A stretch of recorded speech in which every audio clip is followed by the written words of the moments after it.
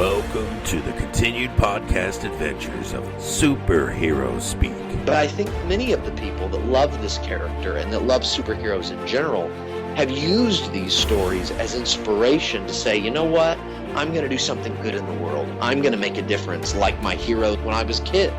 That is my fondest memory of it, because when you're doing comic books, you want them to affect people, right? You want people to care. You want to strike emotions, and I knew that Clone Saga was striking a lot of emotions.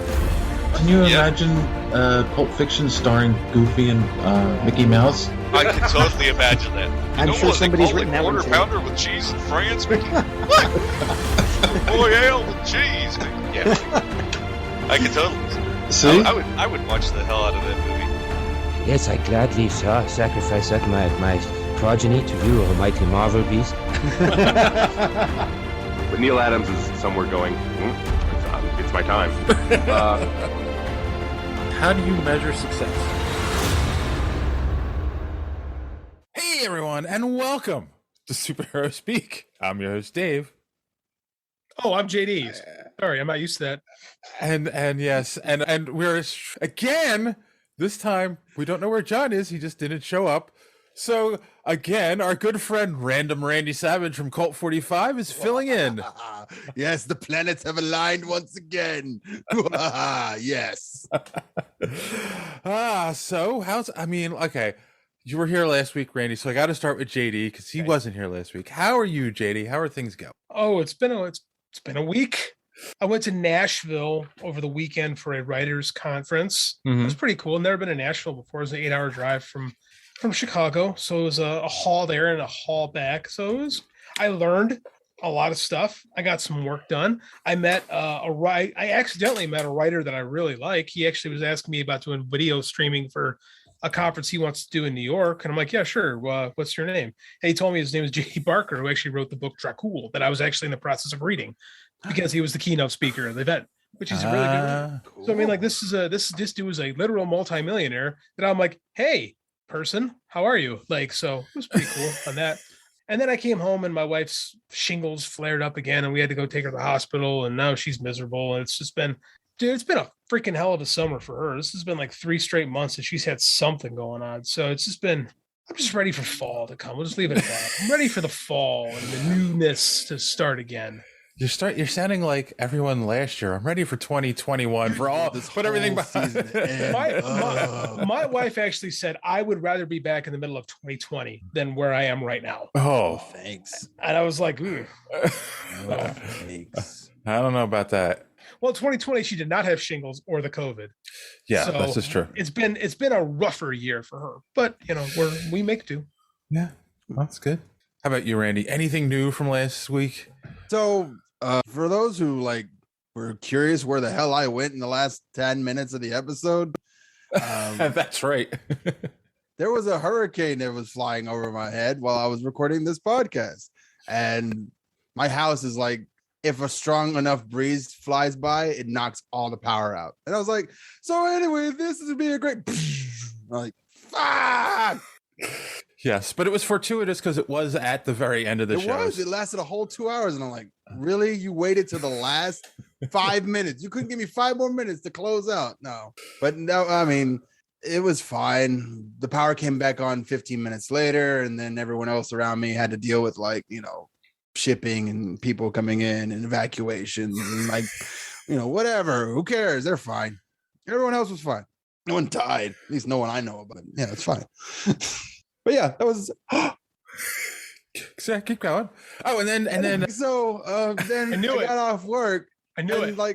Literally, I was just like, "Hey."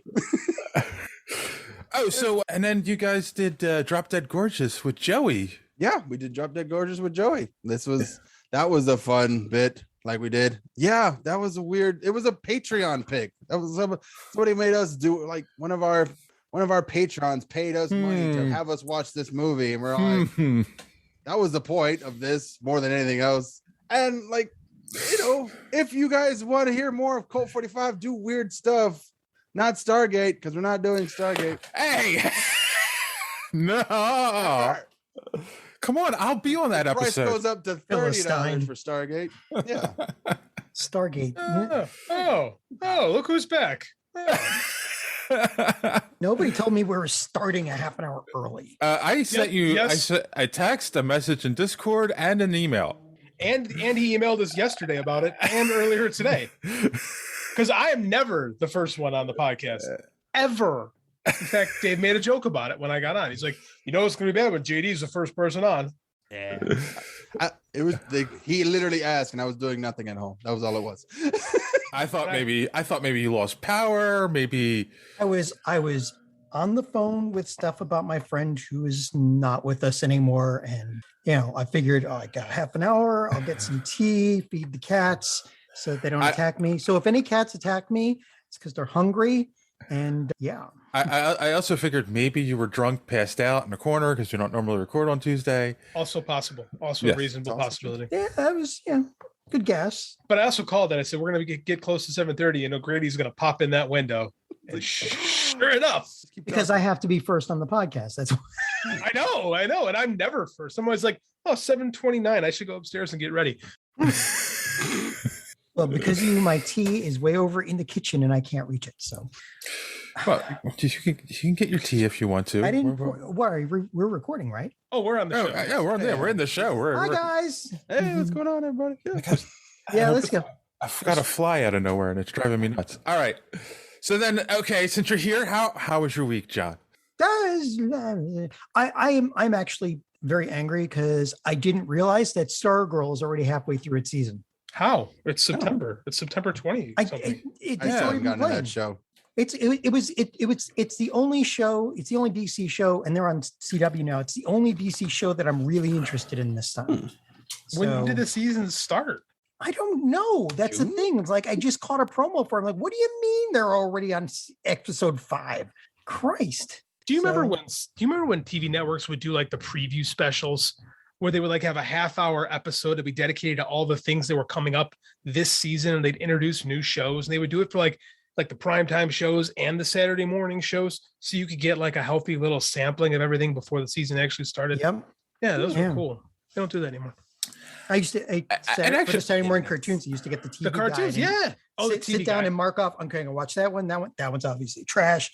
And it actually makes me wonder, with everything that's going on in the world and everyone being trapped at home and watching Hulu and Netflix and all that more often now, have we gotten used to not watching regular TV anymore, and that's why we're missing this stuff? Speaking as a guy who's been streaming since 2014. Yeah. Well, there's also the fact that, like network TV, they used to have very set seasons. And now they're starting to take pages from like BBC, where you'll have a season, which is only 13 episodes. And it's like, in the middle of summer, or, halfway between the fall and summer season. Or some shows, definitely. They keep time shifting everything around. So, because they're also dealing with the fact that streaming is trying to take over. So, Yep. So anyway, that's it. Speaking of streaming, I actually did something because we talked about it on the show, and I figured, and I know the guy who was the character designer for the show, so I had to check it out. I watched the first episode of He-Man and Masters of the Universe, now streaming on Netflix. What do you think? It's very different. It's very different. Like same character names, but different story. Different good, different bad, different. Different. I'll say different good. It definitely is taking the He-Man mythology, the Masters of the Universe mythology, and putting a new spin on it, like looking at it a new way. Like Adam's not a prince in this. At least, I only watched the first episode. He's not a prince, you don't know if he's a prince or not yet. King Randor is actually kind of evil. Really? Yes. Yeah, and there's like he's part of and there's fractions, like people who use magic and people who don't use magic, who just like live in nature. And there's the city dwellers. It's really interesting. It's like it's deep for something that feels like it's geared towards kids. It's very deep. So they've got that right next to the Revelation one. Like that's kind of whiplash. I mean, yeah. But yeah, it's very different. In fact, like it starts out with Adam saving Kitty, who you think is Cringeur, right? And then they save the cat, but you find out that he saves the kitten, but you find out that no, Cringer's in the show, but he's an older cat, and he's like the wise. It's part of this cat tribe they belong to, and it's like tigers and humans living together. It's yeah. That's hysteria. Oh, I'm sorry. That went through my head too. Thanks for beating me to that. So it's like, yeah, I mean, it's very interesting, very different. I just got into He-Man no more than like 2 months ago, so this is all just like, okay, all right. What? You hang on to that. Well, you are younger, so you weren't there for like when it first hit, you know. So it's not hitting me with that nostalgia bug, and I'm just like, yeah, this all sounds like convoluted nonsense. Well, yeah, I'm on the tail end of the He-Man thing. You know, I was a little kid when He-Man came out, so I get it. Like, yeah, it's easy to miss if you're not in that right age. But I know this was He-Man's been a very controversial topic of discussion on this show. You know, not controversial. Just well, I guess we're well into the reimaginings now, because between Shira and the description you've got for this, like they're it sounds like they're just taking that IP and, you know, basically giving it to whoever wants to give it a go. I didn't love the Shira reimagining, but it's not for me, so it didn't bother me. And then I watched some with Andy. We were watching some of the old Shira cartoons. Like we watched specifically the pilot where, you know, you use He-Man to introduce her. And let me tell you, that show sucked ass. Oh yeah, no, it did. Absolutely. No, it was. They say it was written for kids. Yeah, kids who had banged their heads against the walls too many times and were like 3. If you assume down to kids, okay. If you assume children are completely stupid, and apparently they were, because I loved it as a kid. Well, in the 70s, that's how we thought kids were. It was like having met some of you born in the 70s, I get where the concept comes from. Thank you. Stop eating all that lead paint, you dummies. No, that's funny because I did not include it, but they have announced that they're now looking at doing a live action Shira series. Yeah, live actions would be next.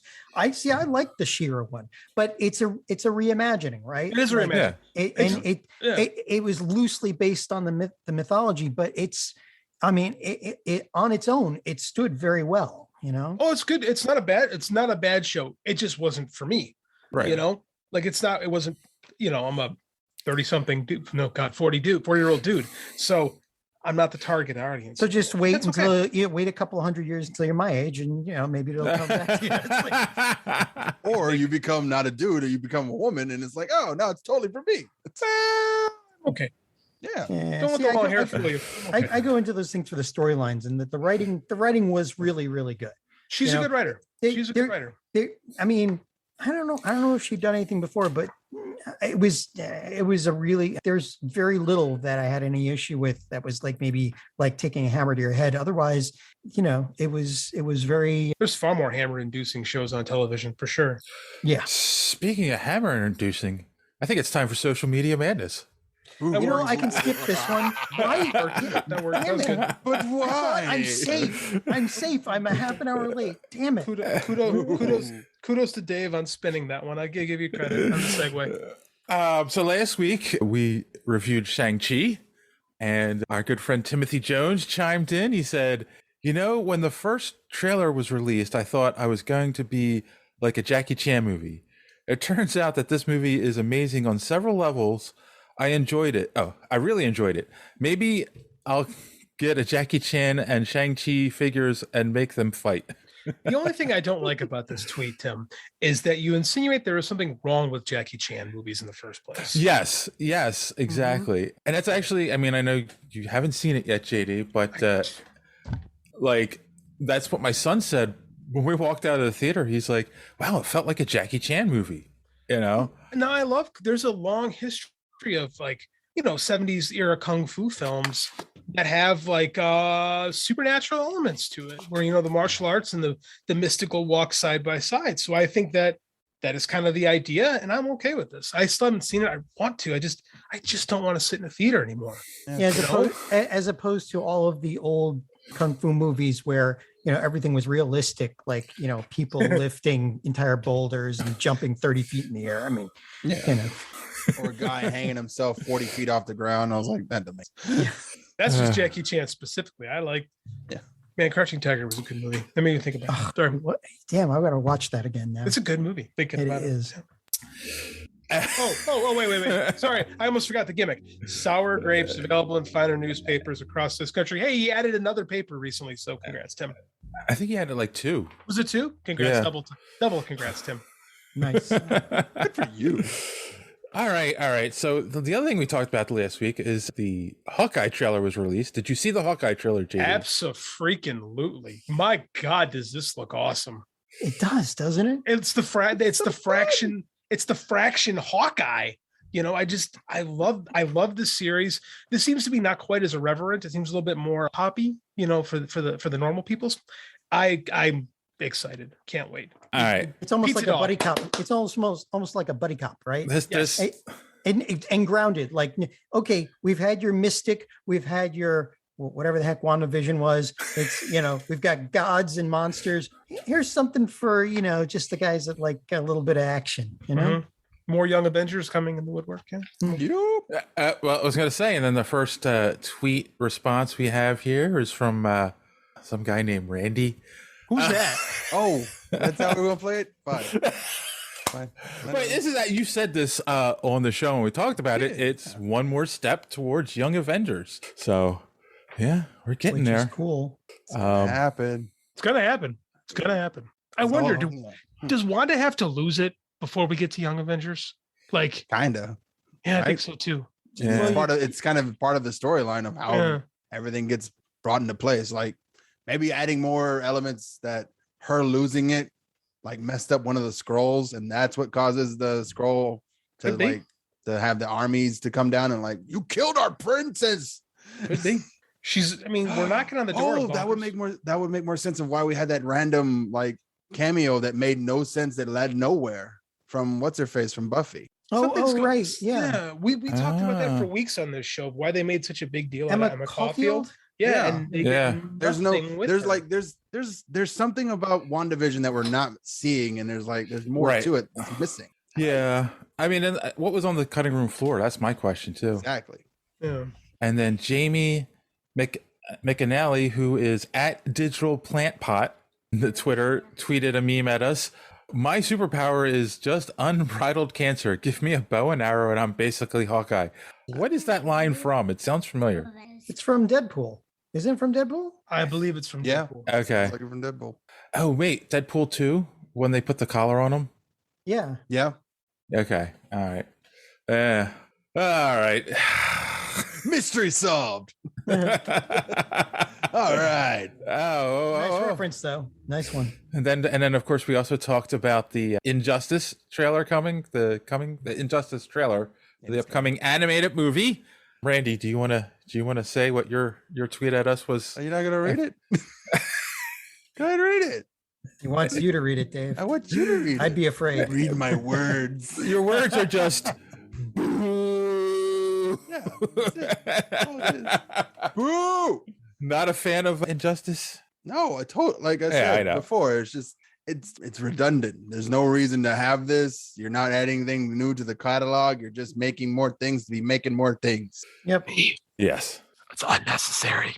Oh, that too. I don't know why I'm whispering. It's completely unnecessary. Necessary. And Ucho Dorle Parlay Hour said, the more Injustice content, the better. Love the video game story. So apparently fans are torn. We don't need more murder Superman. Yeah. We need different murder Superman, maybe. Like, I don't know. Make it something interesting. Do another story. I'm actually shocked we didn't, with Brightburn being as popular as it was, that we didn't get more of that. We did. It's funny you mentioned that. I heard an interview with the director on the Kingcast this week, and he said that if theoretically they were to make another Brightburn film, it would not be announced. It would be made in secret, and they would just say, hey, this is coming out in 2 weeks. And he said, take that, make of that what you will. So perhaps they're making another one. Perhaps he's saying how he would like another one made. But yeah. Cool. Yeah. Okay. Where do you go with that, though? Unless the guy has some kind of kryptonite, basically just be some guy randomly murdered. And we already have that. We already have that on Amazon. It's the boys. That's true. Yeah, that's true. mean, you can go anywhere because it's an original property. So you just, especially if you're going to play up on the more horror tropes, there's a lot of places you could go. Now, if Mix's Pitlick brought Superman into that universe to fight Brightburn, that would be awesome. I saw someone post a picture of Martin Short and say, "Why isn't this man Mr. Mix's Pitlick?" And I had to admit that's pretty genius fan casting. Yeah, that would work. Yeah, but he's kind of old. But Gilbert Gottfried's still around, so I'm like, Gilbert Gottfried's still around. Why don't we just use Gilbert Gottfried? He did the voice. He did the voice in Superman the animated series. Yeah. Oh my god! Plus, all the times they put him in Supergirl is just like, I don't want this. I don't want this version. They have Mr. and Mrs. Pitlick on Supergirl. Who plays twice? So the first time was somebody from Glee, and they put him in like, and then he was just like trying to win Supergirl's heart, and then it was the guy from Reno 911. I don't remember his name. Right, but wasn't there a musical and there's now theme another run? Yeah, there's now another run where it's like he's in there actually for a couple episodes. Yeah, I think still not caught up. The one with like the first one was like a musical, kind of like Buffy there did. was a Music Meister, and then there was Mixed. Oh, that's right. Trying to win Supergirl's heart, but then like her boyfriend Mon-El at the time was like, getting jealous, and then it was like, like some of those actors were on Glee. I really like the show Supergirl, and this is a bad example of it. This is a bad example of me like, this is a good show. I barely remember the plot. All right. Well, moving on. The other trailer that we talked about last week, of course, was The Matrix 4, Matrix Resurrections, and Despotus, who's at Despotus on Twitter, said, "I'm pretty hyped for the sequel. I love the Matrix movies." Okay. So Wizard Podcast said, after one meh sequel, one terrible sequel, and 3 shitty video games, what is there even to get excited about? And we have Paul Rudd going, meh. Fair. And the Recasted Podcast said the preview did nothing for me. So since you weren't here last week, JD, what did you think of the Matrix Resurrections? John Wick was 3 really good movies. That was my thought watching it. So why are they making a 4th John Wick? Is that what you're saying? No, I just they are making a 4th John Wick. I don't know. They are making a 4th John Wick. Superpowers. He just looks like John Wick. He doesn't look like Neo to me. He looks like John Wick in this, and it's just I don't know. I don't want to see it. Like Revelations was such like an ending, and I walked out of that theater back in 2003, being like, yeah, I'm good, and I haven't watched Matrix since. You might have to watch it for the podcast. I hate you, Dave. I don't know. When I put my foot down about not seeing a movie, I'm pretty good about not seeing a movie. I gotta watch the movie. Now hold on, though. I'm pretty sure this is going to be on HBO Max. So then I'll watch it. Yeah, you don't have to pay for it. Yeah, I'm good with it. My wife's like, "Why do we have this? We never watched it." I'm like, "Dune is coming. Dune is coming. We're here." I'm very excited for Dune. I've heard it was good.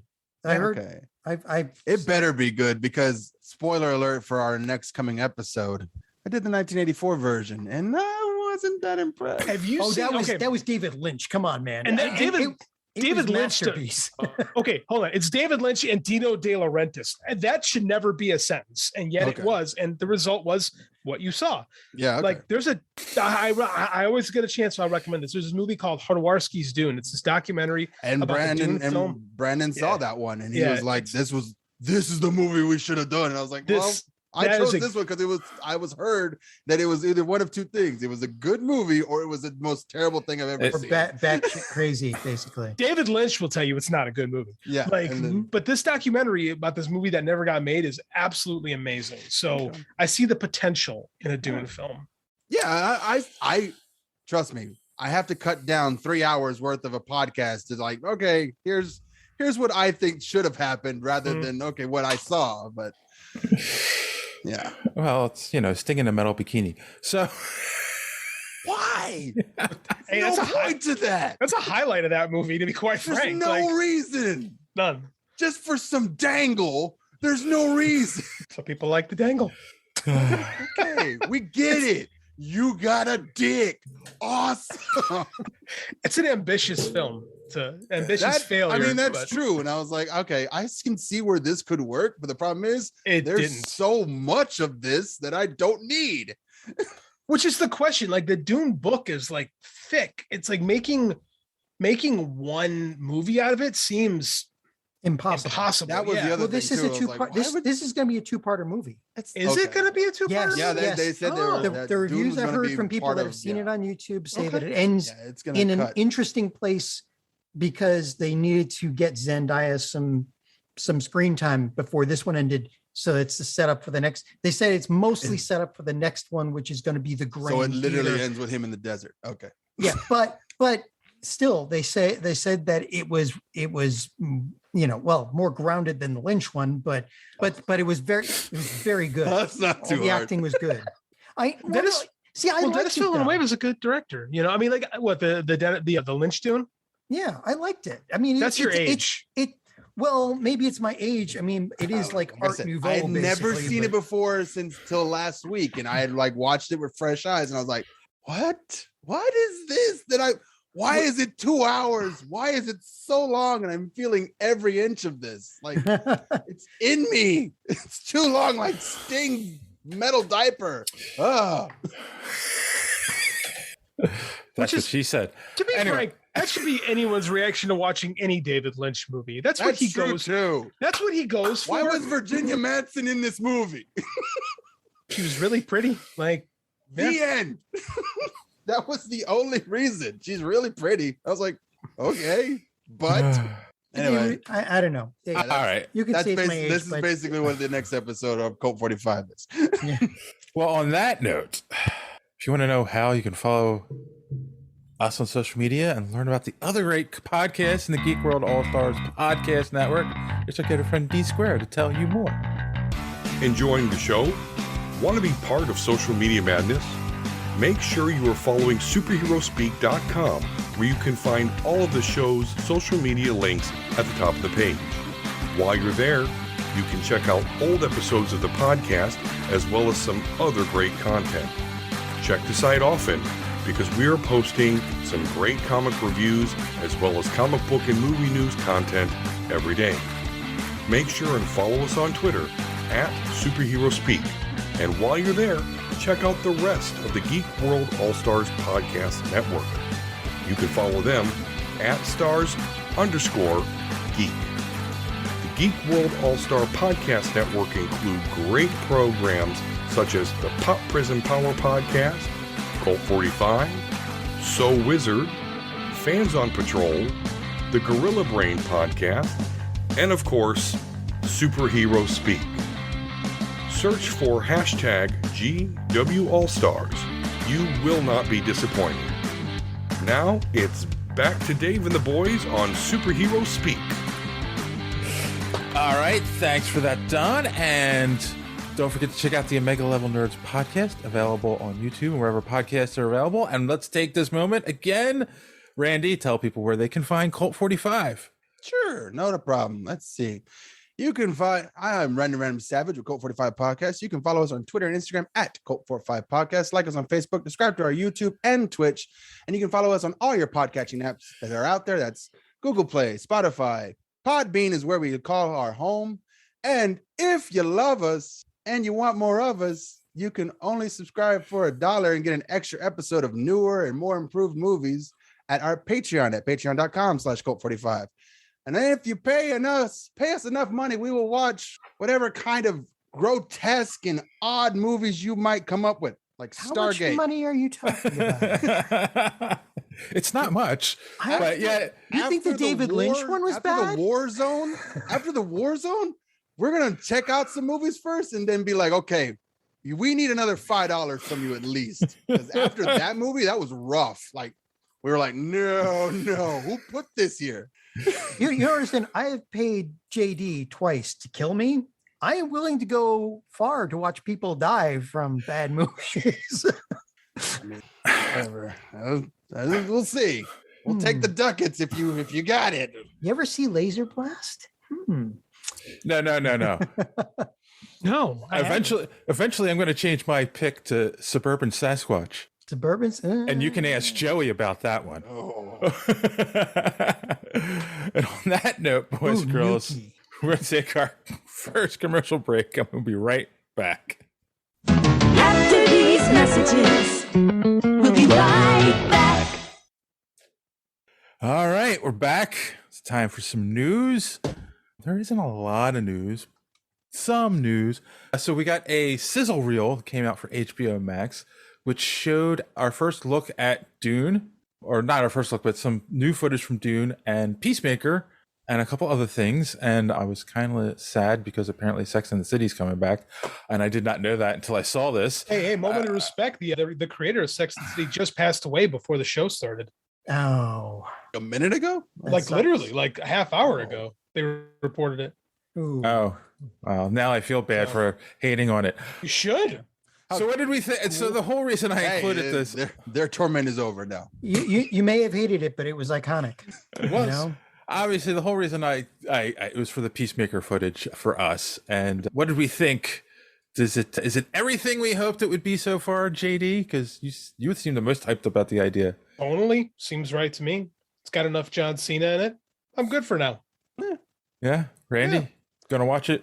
Yeah, I mean, I did enjoy his whole character in Suicide Squad. So I was like, I don't know, maybe a whole show. We'll see. It's got to be super funny, and it's got to have a bunch of characters. Other than that, I don't know about that. Like, yeah.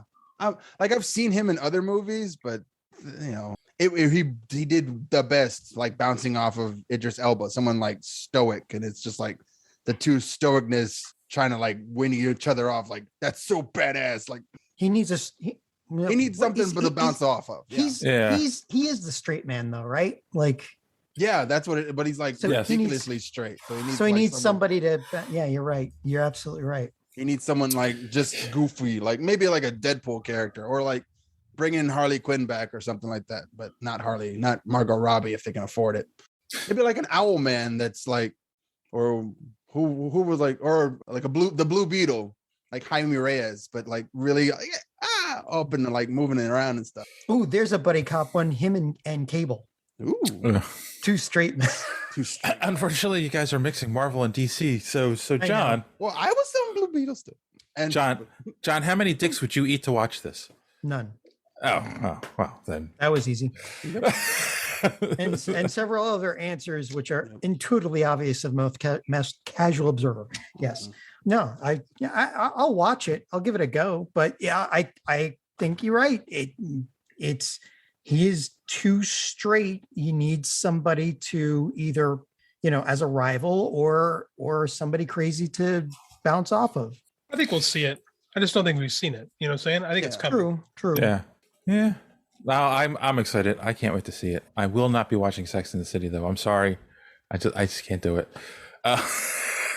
I will probably be watching Dune for the podcast. Unfortunately, they can't do Sex and the City without Kim Cattrall anyway. It doesn't work. So I've never seen this show. I have no intention of watching. Never did. Yeah. It's like they're not in. Like they're just outside my age group. Like I watched Riverdale for one character, and then I got bored of her, and I was like, okay, well then I don't want to watch anymore. Like literally, like.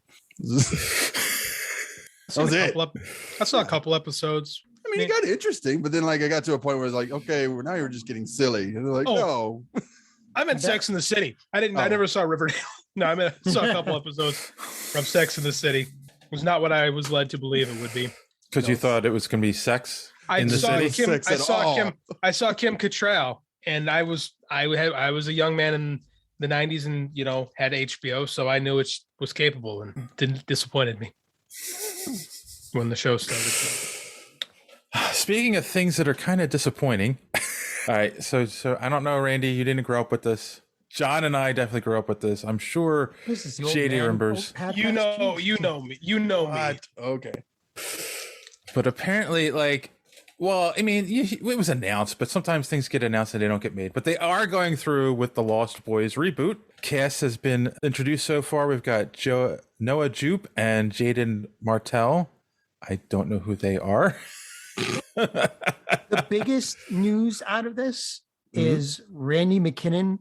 They say that the tagline for this is Randy McKinnon, who is writing Static Shock for Warner Brothers. Wait a minute. Yes. Static Shock. That's what I was like interested in when I was like, oh. I don't care about Lost Boys. If he's doing Static Shock, I'm good. And it's funny because I know it was announced a while ago, but then I was actually talking to a friend the other day, and it's just and they said something about, you could never reboot Lost Boys, and I'm like, they are. Like, Yeah, but they can't. Very easily you could reboot Lost Boys. It's not that hard. The whole story of Lost Boys is literally an 80s storyline. Yeah. Yeah. There's like, Yeah, that's true. They do have the whole, like, moving to a new area from some place low, from moving out west, starting with that, finding some kind of weird clique, and then having an adventure, and then that adventure changing your life forever. Kind of like you could name like 8, you can name 2 more movies that are exactly like that. Karate Kid, and then oh god, no Buffy the Vampire Slayer. Buffy the Vampire Slayer. Exactly. Yeah. Oh, go ahead, Dave. Sorry. It's camp. No, go ahead, because this is your wheelhouse. It is. He's like, Randy's right. This movie does follow a lot of those 80s tropes about, a kid fresh out of water, basically put into a situation, then over the head. Exactly. It follows the format of Karate Kid. Weird Science, My Science Project. Weird Science, same way. A lot of those movies followed that exact same like format. It was almost like in the 80s they were passing around this as a script template. And I actually think they might. I think they might have been. Yeah, The Wizard. All those same things. That said, this movie it takes things to another level because it's so closely associated with the 1980s. Like it's a Joel Schumacher film, so it's very much style over substance. But the substance that's there is so strong, and so because of the performances, which is it's not like it's a great script, but the actors really maximize what's there, right? Yeah. So it's become, and same with the production design, same with the art of the film. It's so iconic of its era that you could do a million vampire stories with the exact same idea, the exact same name. There's nothing about it plot wise that makes it anything special. Calling it The Lost Boys links it to a specific era. And this is why this movie falls short, because you're going to modernize it. You're not going to remake something from the 80s, right? Right. You're not going to have this. You're not going to have the same tone. You're not going to have the same aesthetic. You're not going to have you might have the shirtless sax guy, but you're not going to have the shirtless sax guy. So, I mean, there's so much of this movie that I think is going to be lost because we just treat teenagers on screen differently in 2021 than we treated them in 1987. Yeah. That I just think fundamentally this entire thing is flawed. And I'll watch it because I love 80s horror movies. I love vampire movies. Like, this is up my wheelhouse, but it's already got 2 strikes on me. I agree. Yeah, I'm not watching this. I've already seen the original, and I wasn't like, it had, like you said, it had good parts, but like as a whole, I was just like, I think it's one of those. I think it's I agree with it. I think it's one of those things of the era. Like, if you're a little kid catching on HBO for the first time, and it's like one of your first horror movies, and it's something that all the kids older than you say is really cool, it has like a special place for you. But if I was watching this now, I'd be like, this is silly, because again, script's not that good, right? But I think the movie overachieves in so many ways, and a lot of it is the style. And if you're into 80s aesthetic, it's really cool. Yeah, but I can fans, rock hair. I mean, it's punk. Yeah. It's if you find that stuff interesting, it's gonna work. But if you don't, I could see a complete total failure. Yeah, too. And it's funny too. I can also see people who, and Randy, you might fall into this category, who saw this movie later in life, who wasn't around when it first came out, and like the whole thing with stuff like this, it's like, oh, it's a teen movie about vampires. Like, that didn't happen it was like one of the first movies to do that. Oh, okay. And that's why it was such a big thing. And it was like talking to a sect of kids that like didn't have anything like that before. Now we had a movie. It was like, oh, this is ours. I saw this movie after Blade. So it was like, it was like, what? You guys are barely vampires. Yeah. Twilight had more vampires with teeth in it than these guys. Right. But so it's funny you say that, because Twilight steals the vast majority of what it is, and its DNA is literally ripped right from the Lost Boys. Yeah. And it has to be said, this is just yet another example of, Hollywood's out of ideas. Like they're not greenlighting anything new. They're just keep going right back to the. Well, okay, so they're not out of ideas. They just don't have a way to bring in people without like adding the nostalgia sprinkle seasoning salt on it. Like, they can have a whole new script. They just put seasoning salt on top of it. Like Lost Boys. Yeah, they won't take a chance. It's gonna be about 2 girls going west and they meet a cool vampire lesbian chick. That's probably you're not wrong. Like that's what they won't greenlight anything out like different. They want that safety of nostalgia because there's already a built-in audience for that. So they keep things perfectly safe. Nothing gets nothing really gets screened. Because look at the Wachowskis. They've done a lot of original stuff since Matrix, and it's all went over like a fart, right? Nobody's like nobody talked about Cloud Atlas. It's a brilliant movie, but nobody gave a shit. Long though. It is so long. It's super overindulgent. It's super overindulgent. Don't get me wrong. It's a smart movie, but it's like it didn't land. It didn't work. So what do you got to do? Matrix 4. But without them giving new material a chance, we're never going to get another Matrix or another Lost Boys or Lost Boys. Whatever for know. Somebody needs to take a chance, and none of them seem to be willing to do that anymore. Right. Even Blumhouse, who makes all these cheap horror movies and they make a ton off it, they just make the same ones over and over again. Yeah. Yeah. I also think a formula. When you get a formula, you got to keep it going. Formula works. But then part of the problem is they try to remake a movie that has a big following or even a cult following. They change it too much to modernize it or whatever, and it blows up in their face. Exhibit A, Fright Night. Exactly. Oh, right. Exactly. I haven't seen the original though, but I actually like the one with David Tennant in it. So it was like the original. And that's the thing is like if you've never seen the original, it's fine. But I mean, like when you see the original, you might go like, why would you guys hold this in any type of like high regard? It's schlocky. Okay. And yes, it is schlocky, but it's like again, it's all about emotional attachment. That movie with David Tennant is called Fright Night because of this corny ass vampire movie from 1984. Right. Okay. Right. So I mean, like, if you have those ties, it works. If you don't, And that's the whole thing. Is like and again, the Fright Night movie didn't make money because it wasn't the movie from 1984. Yeah, that's true. So you're stuck two ways. Like it's why I think these things are more trouble than they're worth because more remakes fall flat than they work. Well, and it's because like what you said about they treat teenagers differently in these days, right? They do. In the 80s, everything was schlocky. We had Better Off Dead and all the movies that what's his name made and like Savage Steve Holland was the director. So Savage Steve I forget his name. Right. So but that was the era of schlock and those movies were written around, that kind of campy stuff, but you can't really amend them for, kind of the serious age that we're in now. Is there any remake that's as well received or better received than the original? Oh, okay. Let's put a parameter on The this. Thing. Do you mean like, that's what I was going to say. The 1950s, the 1950s thing was good for a 1950s horror film, but when Carpenter touched it, holy crap. I might get some heat from this, but Ocean's 11? I honestly like the 2001 Ocean's 11 better than the Frank Sinatra one. But it's like you were saying with Friday Night. I never saw I saw that Ocean's 11 from Sinatra. But then I saw the original one after seeing the remake. Same here. Same here. And that's why I'm like, oh yeah, that's way better. Wait, you burn the money? What the?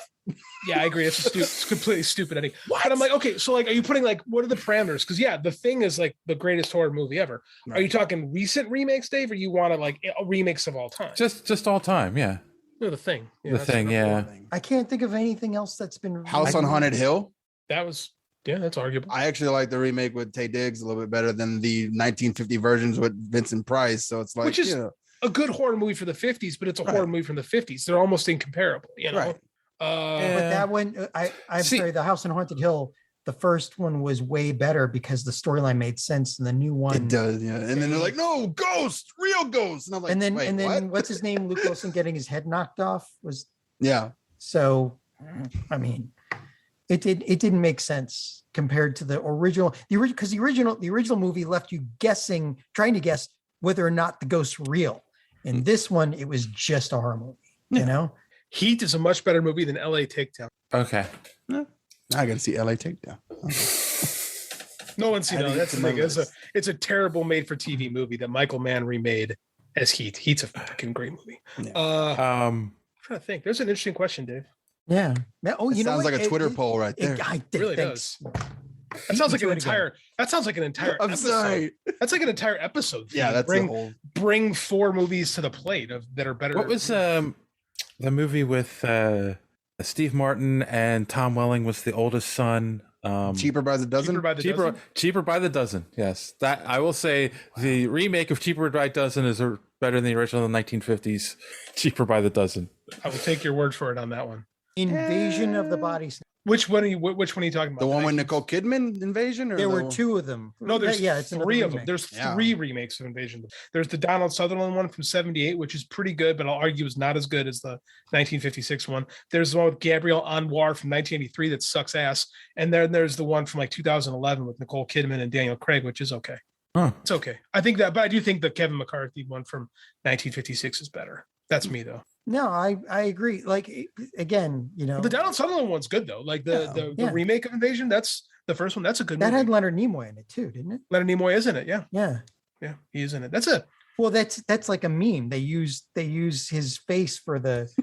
All right, that might be this might be an upcoming episode. All right. Yeah. I'd be game for this. This is intriguing. This is making my It new is, work. yeah. Yeah. Especially with Dune coming out, which is essentially a remake. A remake. Remake, yeah. Yeah. All right, let's talk a little comics news. This one got me because first I saw Ben Reilly's returning as Spider-Man in the comics. Ben Reilly. So and then I saw who is writing it, J.M. DeMatteis. So I'm like, I'm in. Like, when is this hitting the shelves? Because I'm all in. Ben Reilly, one of the best Spider-Man writers of all time. Let's do this. I am so excited for this, Dave, that just today I got Spider-Man back in subscription for the first time in 5 years. I'm catching up on everything because he's going to be in the amazing title too. Ben Reilly is coming back as the real Spider-Man. He's been back for a while as a villain. I mean, the worst thing J.M. ever did was give Craven his best story that they've tried to capitalize off ever since. But yeah, I'm excited. I'm looking very, very forward to this. I don't know. I'm feeling very nostalgic for Clone Saga era Spider-Man lately, so I'm game. Finish that one. Oh. How are you nostalgic? Wait! You haven't finished reading the Clone Saga? No, I keep getting lost on other things. Dude, it's with so many comics. If you want to try to read the entire Clone Saga, you'd be doing that forever. I have. It feels like it's been going on for a while. It's like 100 books. Because it's like 6 gigs to like download. Yeah, it's like 5. It's like 5 years in the books. No, it was like 2 years in the books, but it felt like 5. It did. It's like, but it's 5 titles over 2 years. Yes, amazing, spectacular. Web of No Name Spider-Man, and I want to say they did Unlimited. Spider-Man was included in that. That was a monthly. No, that was a bi-monthly book or something. It's so weird. There's so much Spider clone content, Ben Reilly era content out there. Jeez. Not a lot of it's great, but all right. Just sounds like I'm gonna abandon this project. No, because there are some cool stuff that came out of it, but it's a slog. Kane is the coolest thing. Kane is one of my favorite Spider-Man concepts of all. And I love everything that's ever been done with the Kane Reilly character or King Parker character. I have heard stories about that character, so He's cool. Kane is in there. Kane is cool. Oh, all right. Now I'm back in. How about you, John? You're being quiet. I don't read no Spider-Man. I know. I was a DC guy when all that came out, so I never read the Clone Saga. Okay, since we're on Spider-Man and we're in that era, and I can't remember the character's name. Maximum Carnage. His name was Carnage. No. Carnage. He had a female sidekick. Oh shit, he did. Shriek? Was it just Shriek? And is that Shriek in the preview for Let There Be Carnage? That would make sense, I guess. I was always wondering why we had a Black Canary version on this one. I was like, this must be a character I'm missing. Yeah, she was, and I can't remember her from any other story. I just remember her showing up in Maximum Carnage, and I don't remember her in any other story after that. So, and I was like, oh, that's got to be Shriek. So. I might be wrong about that. I'm not sure. Not seeing anything on it. All right. Well, yeah, no, I'm right. Shriek. You're right. Yeah. All right. So we were talking about Hollywood. Thanks, being out of Wikipedia. ideas. Oh, Marvel doesn't have any either. Don't get me wrong. Let's just go back 93. All the ideas we had back in 93. Yep. Well, and also Flight of the Navigator. I was going to say, you're trying to move us along, John. See, that's my job as the host. That's because John doesn't like Spider-Man. I know.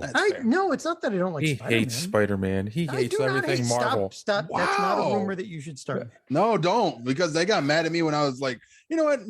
Far From Home wasn't that really good. And then like, you blasphemer! How dare you?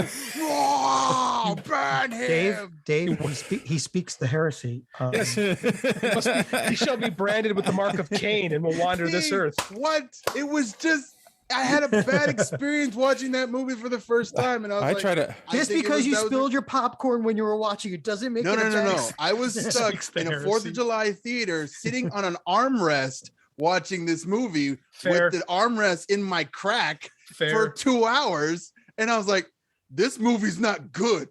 Yeah, like I did not have an experience like that. But whenever I say in the chat that I'm not a fan of the MCU version of Captain Marvel. Oh yeah, especially Joey. You speak the heresy, Dave. Especially that is Joey's girl. You will give respect to her name. I'm with Joey on that. All right. Well. Speaking of powerful women in Hollywood and remakes, transition. Bryce Dallas Howard will reboot Flight of the Navigator for Disney Plus. But why? First, my only question is, will they get Pee Wee Herman to be the voice of the computer again? Yes. Probably not. Why not? What's he doing? Yeah, probably. He ain't doing nothing. Yeah, I'm surprised anybody even remembers that movie. I was just talking about this movie with my kid the other day because we got Disney Plus and we're digging movies out. And I asked my wife if she ever saw Flight of the Navigator, and she looked at me like I was speaking in some foreign language that I dropped the joke on. She is like, "Oh, what movie are you talking about?" And I had to like explain the Flight of the Navigator to her. And I'm like, "How have you never seen? You're a child of the '80s, right? How did you miss this?" And so I think this is a movie that could be remade, actually. Have I seen this movie? It'd take a lot of updating, but it's a movie of its era, right? Like it's a never-ending story. It was like the never-ending story. It's like whimsical and Yeah, but it's different though. The never-ending story is like timeless. Like anyone can watch the never-ending story and you see the 80s stuff, but most of it takes place in Fantasia. So I mean, like it's not quite as tied. Whereas this movie is very 80s, but it's unlike the Lost Boys. It's not so of its time. No, it definitely is. But it does. It's not a movie that's like iconic. Like right, like Flight of the Navigator is like, oh yeah, Flight of the Navigator.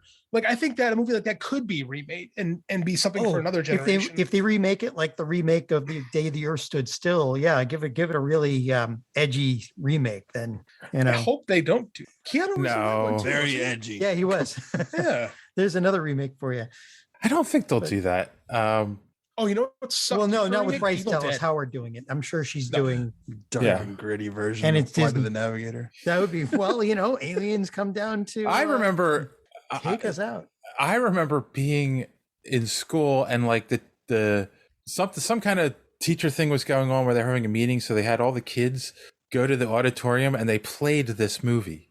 Really? That's what that's when I first remember seeing it, and then like I watch it every time it's on TV. So, but again, I grew up in that era, so I've seen it only once, and it I was 6 months old when this movie came out. It's an old movie, so I definitely did not see this movie. Yeah, John might have been too old when it came out. He's like, I'm better than this. Like, I can't walk in there as a 30-year-old man. Yeah. Well, yeah, I saw it, but I must have seen it. Was it on TV when they, released a movie to some network or something between the last 40 years? But I never thought to see it again, and I almost completely forgot about it. Like, the only thing cool about it was the design of the ship. The design was cool. Bryce Dallas Howard is she's becoming quite a good filmmaker. She's got the pedigree. I think she could actually do something interesting with this. Like, I'm really this whole thing, because it's like people are so married to Flight of the Navigator that there's nowhere you can't go with it, right? So exactly. I'm okay with this one. That's what was, and I think that's kind of why I brought this one in. It's a contrast to the Lost Boys, where it's like, like it was a thing, and there are people who like the movie, but there's no one who's like so emotionally attached to Flight of the Navigator. They're like, don't reboot it. But for Lost Boys, it's like, no, that was our jam. Don't touch it. I've never heard anyone say Flight of the Navigator is my favorite. Yeah. You know what though? Yeah, it's true. Bryce's father, this is the kind of movie that he would do. You're right. Yeah. You're right. You're 100% right. It's very much in Ron Howard's wheelhouse. Probably something he was offered, to be honest with you. Yeah. And then he said, "Yeah, give it to my daughter." They said, "What daughter?" He said, "Give me time." Oh, you meant in the original. Yes, I meant the original. Back when he was making Splash and whatnot. That's right. Oh wow.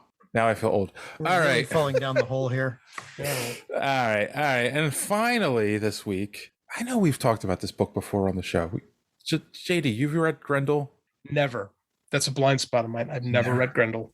I have like the first miniseries, and then there was actually a Batman Grendel crossover. So I remember that.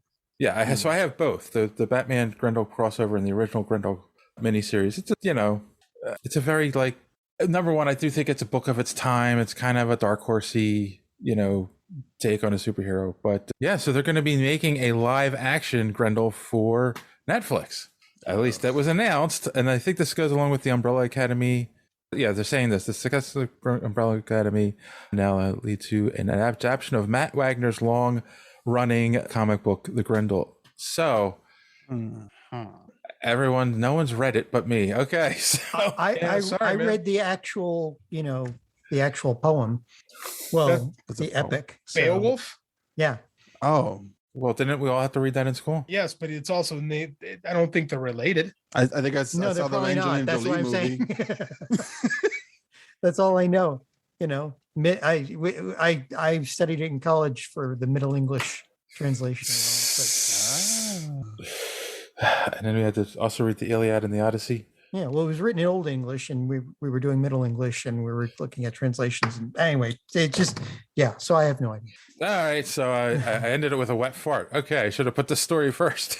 Oh, we can still talk about how like Netflix tries their best to make comics into things. So why are they trying to remake miserably? Why are they trying to remake Beowulf from 975 AD?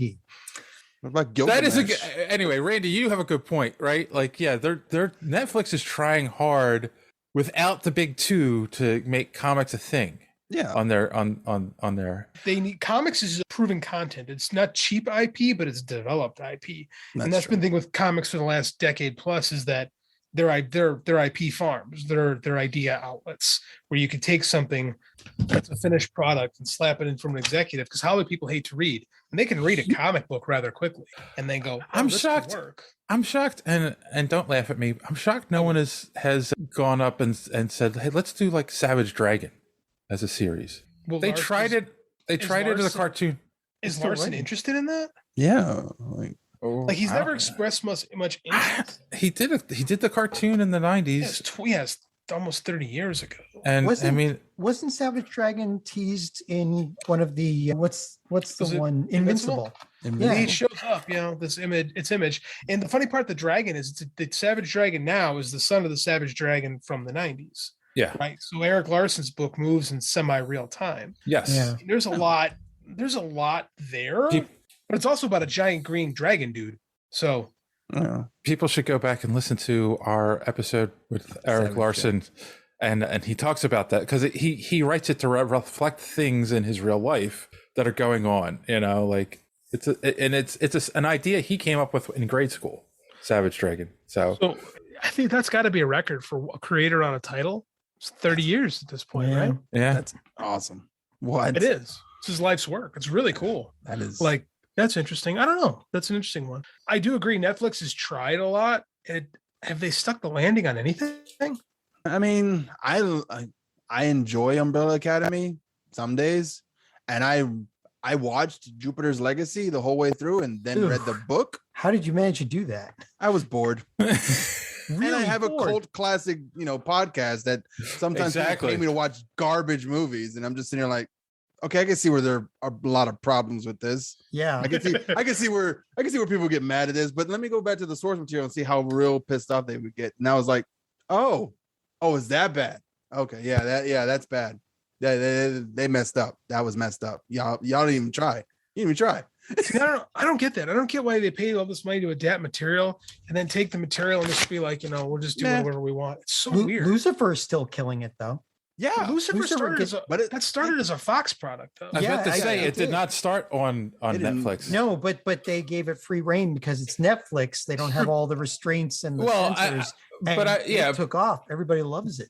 But that's the whole thing. You have the same people working on it. Yeah, and you have the same people working on it. It's not like it's not like Netflix said, "Oh, here, we'll take a successful show. Now we're going to fire all the writers, hire our own writers, and do our own thing with it." Which is the smartest thing they ever did. Yeah. I think Sandman's going to be an interesting test.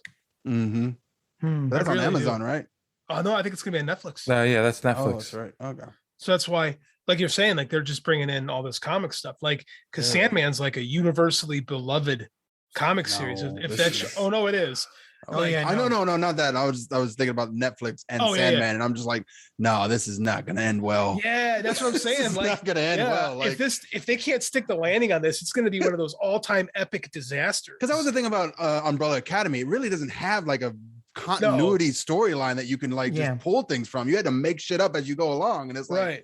And like Sandman's like, it's got lore, it's got depth, it's got like story upon story on story, and like there's interesting characters and crazy deaths and fucking magic all over the goddamn place, and you got to deal with all the magic of the DC universe on top of that. And they're like, no, this is gonna be bad.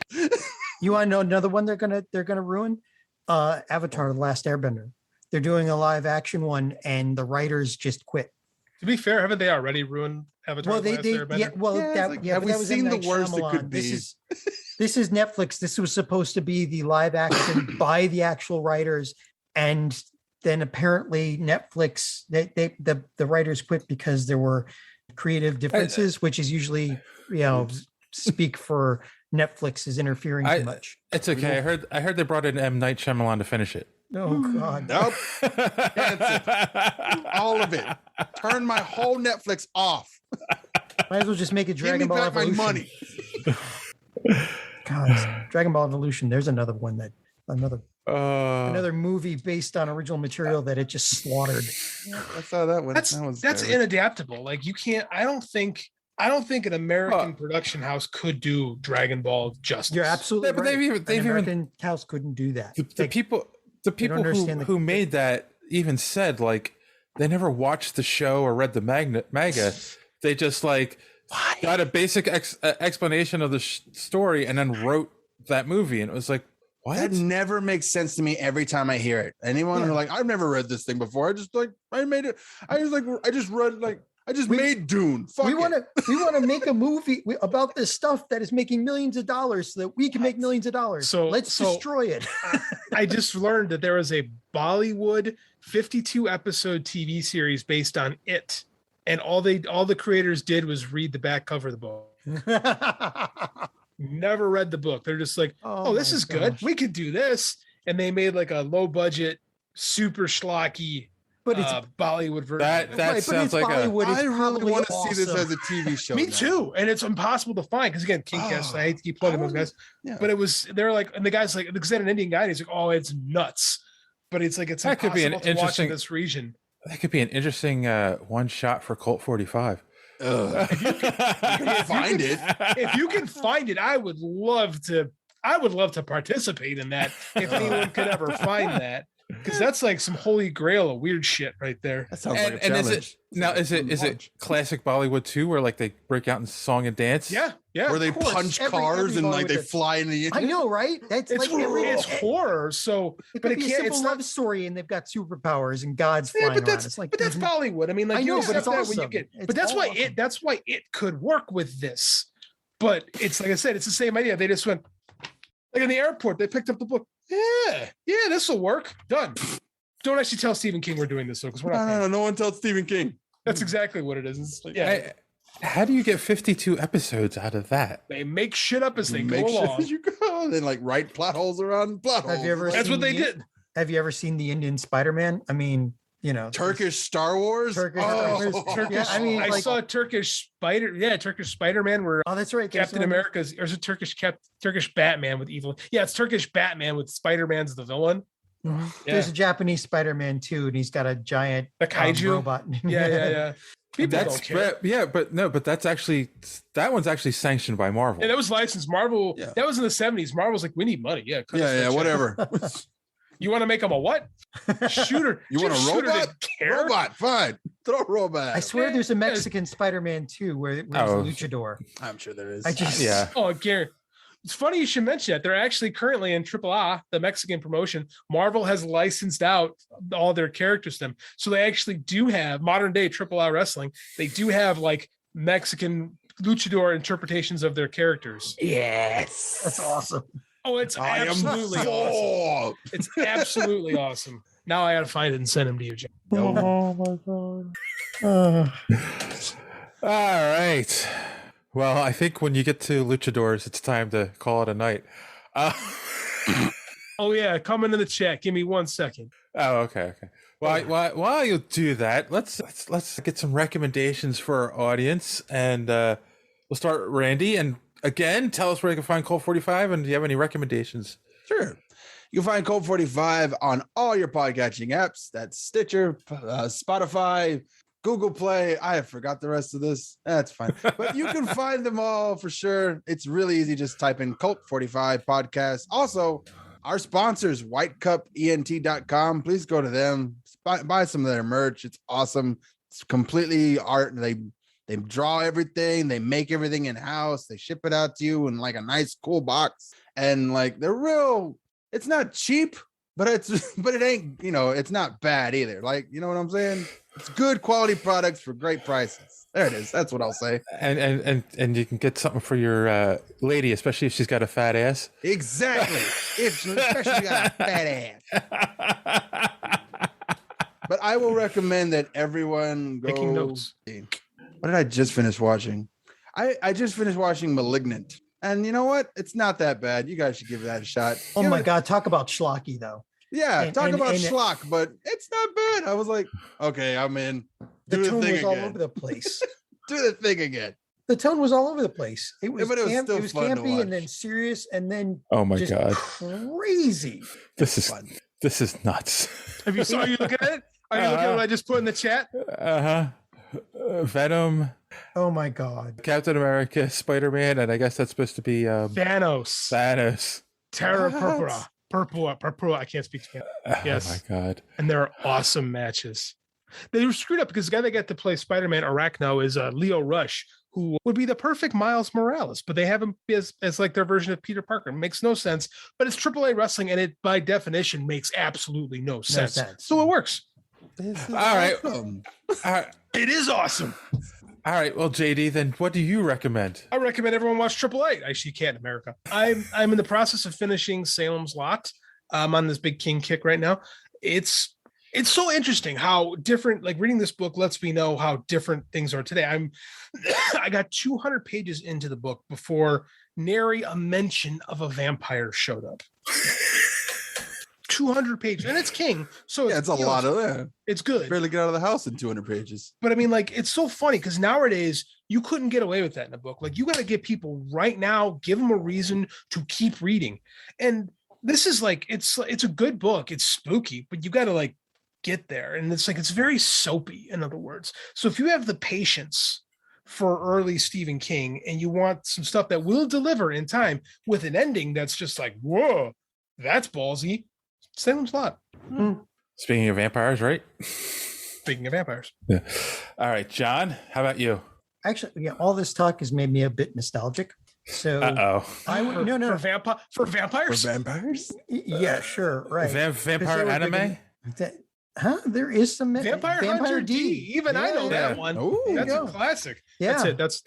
That's my anime knowledge. There's at least 50,000 gallons of blood that's spilled in that one. Mm-hmm. They do not pull punches when they animated show. Blood. Yeah. Well, so but we were talking about The Thing. I'm like, if I a lot of people may be too young and haven't seen it or maybe even heard of it. I would say if you're interested, watch the 1950s version, but then go and get Carpenter. I'm sure it's streaming somewhere. You probably buy it on Amazon or something. Go watch Carpenter's The Thing. Make sure you have the lights on because it is still probably one of the most scary movies ever made. It's fucking awesome. It is really good. It was considered a failure in its era. And it was one of the, and the funny thing is how I first saw it was my father bought one of the first VCRs and he's looking for, I'm 5 kids, I was the oldest. I was maybe 13. or 14, and he's like, he brings home this, we have a new VCR. Yay. What movie did you get for it? Well, I only had enough money for one more movie. Here's the thing. Let's watch this. It's like a 14-year-old, a 12-year-old, a 10-year-old, and two babies. We're watching the thing.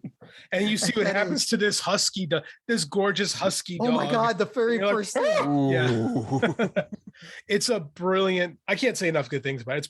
It's one of my favorite movies of all time. And my father, being my father, looked over and said, it'll build character. It's something that my wife would divorce me if I ever showed that to my kid right now. It's something that people didn't start talking about as great till probably like around 2000. So it went about a good 20 years of people, barely mentioning it as even a decent movie. And then it's like it got rediscovered by another generation. And it's become like a horror classic. It's like Big Trouble in Little China. It's one of those movies that didn't quite work in its era, but you watch it back and you're like, this is great. Some of the greatest practical effects ever made, ever put to film. Absolutely. Pretty sure I said in our episode of The Thing, I was like, I need to have a Kurt Russell marathon like for the show. We need to do like a whole month. Oh yeah, Big Trouble in Little China.